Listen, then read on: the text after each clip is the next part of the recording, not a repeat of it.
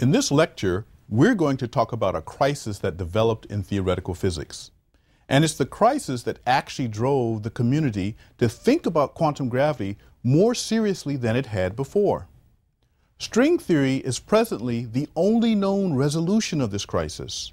Now, we won't understand this statement until further in the course, but we want to spend some time here in this lecture looking at the crisis in some detail. In our last lecture, we talked about the notion of quantization, that in fact energy is never quite continuous and at a fundamental level must come in discrete packets, the quanta of energy. Well, there's energy associated with the gravitational field also, and therefore its energy and all energy must exhibit universal behaviors. It must be the case that there is a quantum of gravity. We have never seen, however, in the laboratory, the effects of this quantum. We've begun to take steps in that direction. In a previous lecture, I talked about the Laser Interferometry Gravitational Wave Observatory. The purpose of this facility is to begin to hear, in quotes, gravity. If gravity is a wave, we should in fact be able to see its influence. One way to think about what LIGO is going to do, if it's successful, is that the gravitational energy is all about us, sort of like a sea. And we, for example, in the real ocean know that creatures like whales are capable of communicating over tens of thousands of miles using frequencies that are tuned for such propagation. In fact, there's this notion of whale song, which one can come across in many, many discussions of marine biology. What we are going to do with the successful operation of LIGO is we will begin to hear the analog of whale song generated by stars, by galaxies, by cataclysmic events in the heavens. And this communication will be brought to us because there's an ocean around us called the graviton. That's the quantum of the gravity energy. So let's back up a bit and talk about gravity, because at some level, we're all scientists and we conduct our first scientific experiments on gravity. What do I mean by this? Well, we learn to walk. And so one of the first things most humans interact with our environment is we learn how to walk. We're doing science. We have a model for how it works.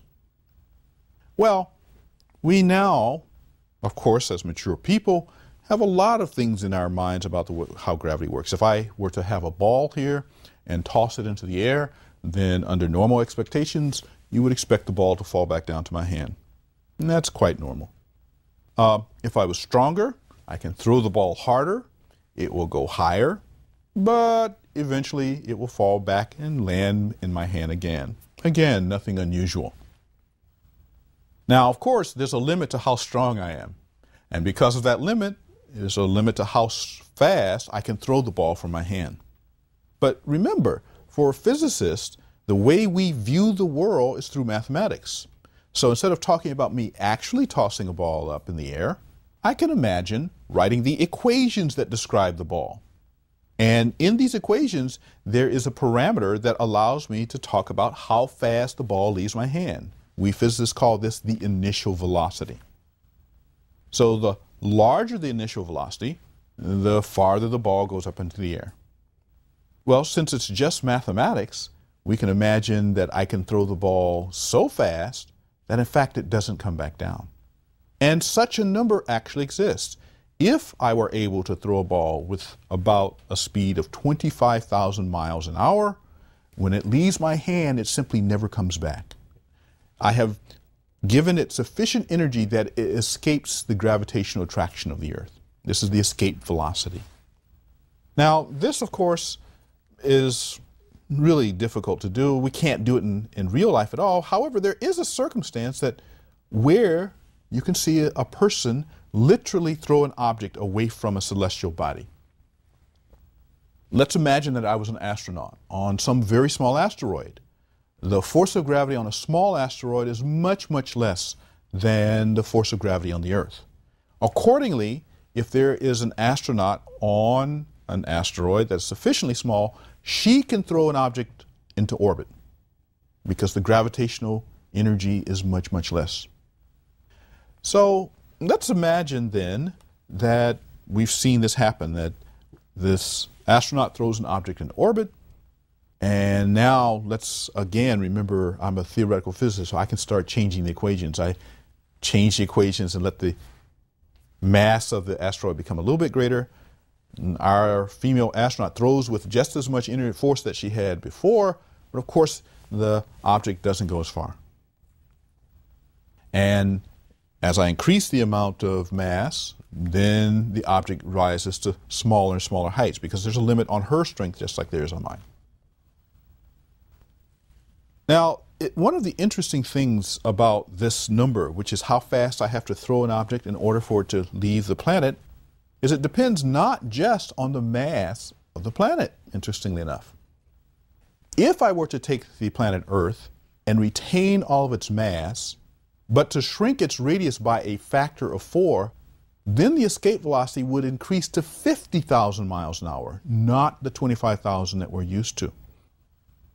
The escape velocity depends on not just how much mass an object possesses, but it also depends on the radius or size of the object. And now this sets up a very interesting problem. So here's our planet Earth at its normal size, and I've already put something in orbit about it. And now let's imagine that I could shrink the planet Earth. Now for an object in orbit about the Earth already, I'm going to shrink the Earth until it's much, much smaller, but the object will continue to orbit the planet Earth even though I have shrunk the radius of the planet. But remember I told you in order to get something off the planet, it depends on both the mass and the size. So now let me do something very extreme. We've understood that as you shrink the size of the planet but keeping the mass fixed, you have to throw with harder and harder force in order to get the object to leave the Earth. That means I have to throw it faster and faster to get it to leave the Earth. But there's a problem here. The problem is given to us by Albert Einstein. Albert Einstein's theory of special relativity tells us that there's a maximum speed that anything can be traveling with in our universe. If that's the case, then in my mind, let me shrink the planet until the velocity required to get something off of the Earth is greater than the speed of light. Under that circumstance, there's no way in the world that I can launch something into orbit. This very strange process that we've just described of taking an object and shrinking its size until the escape velocity exceeds the velocity of light is actually a very old idea. In fact, it precedes Albert Einstein. It was wondered at the end of the 17th century, what would happen if you have a very compact body that was so compact that the velocity of escape exceeds the speed of light? At this stage, we have reached one of the strangest objects in the universe. It's called a black hole. So a black hole is a body where, because of the density, that is the size and the mass together, is so great that in order to try to launch something from it, requires a velocity that's greater than the speed of light. So on the surface of a black hole, if you can imagine such a thing, it is impossible to launch objects in orbit. By the way, for the Earth to become a black hole, you would have to shrink it until its radius is about 4 inches. Keep all the mass of the Earth, but stuff it into a ball whose radius is 4 inches, and you get a black hole that way. So what this tells us is that black holes are not necessarily large objects. It's not a matter of just being very massive that creates a black hole. It's two effects. It's how much mass and concentrated within a certain distance. These are the things that are important for creation of black holes. Now, a black hole, as I said, was first actually considered in 1783. And interestingly enough, it was done not by an astronomer, but a geologist by the name of John Mitchell was the first person who said, let me wonder about a very dense object where the escape velocity becomes very large.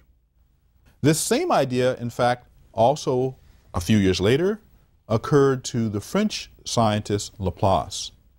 And so a black hole actually precedes Einstein. People wondered about this problem even before Einstein gave us a mathematical description of gravity, but of course after Newton's description, because you have to know how gravity works to wonder about this. Now, a black hole, as I said, is actually an object from which nothing can escape. In fact, a black hole is so intense that were you to form a black hole, what we believe would happen is that even the object that starts the black hole would ultimately disappear into what we call the singularity. The singularity is a single point. And again, we can actually watch a movie of the formation of a singularity. And here we are. Think of this ball as being a star. And as stars burn out their nuclear energy, it turns out that there's nothing that stops the gravitational force of a star from collapsing it except its nuclear energy. So at the end of its life, when a star has burned out its nuclear fuel, gravity wins. And in fact, if you take a star that is about 4 to 5 times more massive than our sun, the ultimate fate of that star is to become a black hole. This was first worked out by an Indian physicist by the name of Chandra Shankar. So let's watch our movie, in this movie, The Formation of a Black Hole. So this is a star at the end of its life. It's cold, as you can see. It's not glowing at all. It's dark. And we're looking at it at the instant when gravity takes over and takes it out of existence. That's the creation of a black hole. But it's still there. It's just that it has no size whatsoever. A black hole has the dimensions of a point. But a point has no dimensions. It's a single point. This is the mathematical notion of a point, an object that has no size whatsoever. In addition to the singularity, however, there is another very special feature about black holes. We're used to the idea of sending satellites in orbit around the Earth. A black hole, in addition to having the singularity, has around it a sphere that has a very special property. This sphere is called the event horizon. And what's so special about this sphere? Well, if you imagine the black hole as being a single point, and you imagine the sphere around the black hole, if you were to shoot a light ray exactly tangent to the sphere, it would go in orbit about the black hole. A black hole can cause light to simply orbit about it in the same way that material objects orbit about our planet. So this sphere about which this occurs is the event horizon. So you should think of a black hole as actually having two parts. It's not just the singularity, which is a single point. There's this sphere around it where light itself can orbit. You can imagine shooting beams of light and simply watching them orbit around the sphere the way that we watch satellites orbit around our planet Earth, for example. Now, so there's something very special. Anything that's inside the event horizon can never get out because gravity always wins. Anything outside of the event horizon doesn't actually know that the black hole is there. It's the most remarkable thing. In Hollywood, a black hole is a kind of monster that just eats up whatever that's around it. But in science, as long as you're outside of the event horizon, you don't know the black hole is there. You just know that something very massive is there and allows you to keep in orbit. So this is a difference between science and science fiction. Black holes in science are not monsters, they're just massive.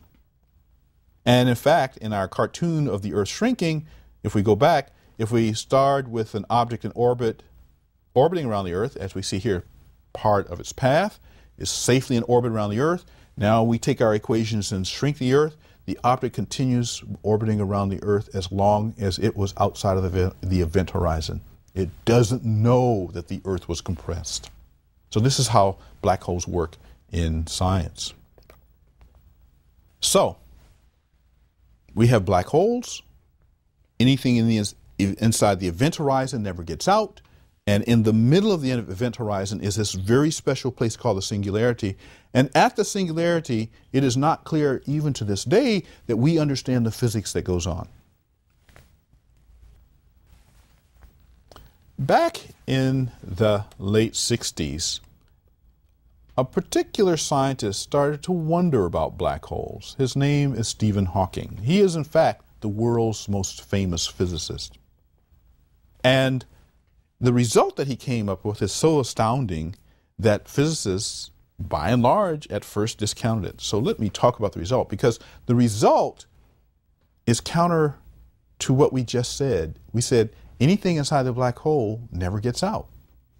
Well, that means you would think that any energy inside of the black hole can also not get out. That's the implication of that statement. Well, turns out that's not true. But the reason it's not true is because of quantum mechanics. So let's see if we can go through this. You will recall earlier, we talked about our view of forces as arising from the exchange of force carriers. So if we go back to our basic Feynman diagram, instead of thinking about electrons on the exterior of this diagram, you could say one of these balls is the Earth and the other is the Moon. And instead of having a particle of light traveling between the two, which tells them they ought to be repelled, if we replace the quantum of the electromagnetic force by the quantum of the gravitational force, in fact, the message is they ought to be attracted to each other. The particular diagram I've shown you here is a quantum diagram. You'll notice that there's this extra exchange on the side where we replace the particle of light by a graviton. If we were to do the mathematics associated with those two pictures, or with a slightly different picture, so here's two pictures again of why gravity works between the Earth and the Moon. In the upper picture, we have a graviton traveling between the two, and the communication of the message is you ought to be attracted one to the other. Richard Feynman's genius was to be able to turn such a picture into an equation. He did this with a set of what we now call Feynman rules. For every such picture, physicists trained in relativistic quantum physics can take the picture and give you an equation to which it corresponds. So we're going to apply Mr. Feynman's rules to the two pictures on this slide. We apply it to the first picture, and the result, which is very satisfying, tells us that the force of attraction between the Earth and the Moon goes like the product of the mass of the Earth times the mass of the Moon divided by the square of the distance between the two. But that's exactly Mr. Newton's law and description of how gravity works. But we now recover it from the exchange of a quantum of gravity. Well, in the quantum universe, we have argued earlier, you can't quite say that that's the only possibility. In the quantum universe, that's the most likely thing to have happened, but it's not the only thing that can happen. There is a probability that, in fact, the lower diagram is what we should be considering. So what's different about the lower diagram? Well, again, we have a quantum of gravity being exchanged between the Earth and the Moon, but right in the middle of the diagram, we have a quantum process. Remember that energy can be traded for mass, and in particular, if you start off with just energy, you can get mass, matter, and antimatter coming out, at least for a brief time. And then, of course, because of their mutual attraction, they destroy each other. So we consider such a process with a graviton, and if you apply Mr. Feynman's rules to this second picture, what you find is that the force of attraction between the Earth and the Moon is infinite. There's only one problem with that mathematical prediction. If the force of attraction between the Earth and the Moon were infinite, the Moon would be right here, not 240,000 miles away. So this problem is a showstopper. It said what this problem contains in essence is that it tells you that the two great pillars of modern physics, on the one hand, one of these pillars is quantum physics, which has gotten us computers and cell phones. On the other hand, the great pillar is relativity, because ultimately it's Einstein's theory of special relativity that describes gravity. What the second diagram tells us is that if you start with this fantastically successful theory called quantum theory, as well as a second successful theory called relativity, and you bring the two together, you get nonsense. Well, this was actually first deduced by physicists in the 1930s. This is not a new result at all. But of course, theoretical physicists have a reputation, at least, of being very bright. So what do bright people do when they see a problem? Well, they pretty much do what everyone else does. You say there's no problem. And so, when the fact that quantum theory and relativity were found not to work to make a prediction, the theoretical physics community said, that's not a problem. Now, of course, we can't just say we're going to run away from the problem. And so, in fact, if you read the physics literature, what you find is that there are very deep philosophical arguments. One argument is, well, after all, the force of gravity has something to do with the fact that space-time can bend, as we learned in a previous lecture, using the mathematics of Mr. Riemann. And because none of the other forces are associated with the bending of space, maybe you should not apply the laws of quantum theory to gravity. This was an argument that many people in the physics community accepted. There were other such arguments. You will remember that when I talked about quantum theory, I said it's about probabilities. It's not about something being definite, but a probability that something can occur. And the most likely thing to occur is what you expect from your classical intuition, but it's not the only thing that is allowed to occur. Well, this also can be applied to gravity. It turns out that these quantum processes have much smaller probabilities than the usual classical expectation that we develop. If you're a scientist, or in particular, if you're an engineer, this has very stunning implications. Because if you're an engineer, you always wonder about the tolerances of the instruments or the devices or the structures you're building. And if the tolerances are large enough so that you can ignore an effect, you do. And you do so successfully, nothing terrible happens. That's good engineering.